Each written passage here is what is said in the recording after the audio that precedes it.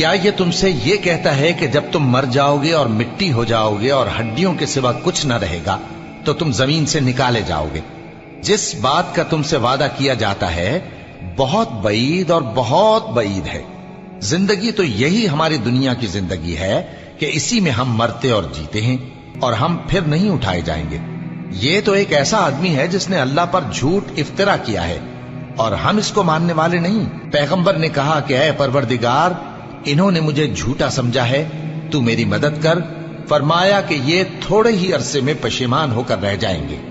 آخر ان کو وعدہ برحق کے مطابق زور کی آواز نے آ پکڑا تو ہم نے ان کو کوڑا کر ڈالا۔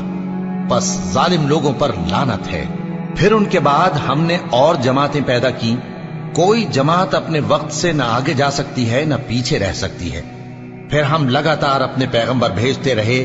جب کسی امت کے پاس اس کا پیغمبر آتا تھا تو وہ اسے جھٹلا دیتے تھے، تو ہم بھی بعض کو بعض کے پیچھے ہلاک کرتے اور ان پر عذاب لاتے رہے اور ان کو داستانیں بنا کر چھوڑتے رہے۔ پس جو لوگ ایمان نہیں لاتے ان پر لعنت۔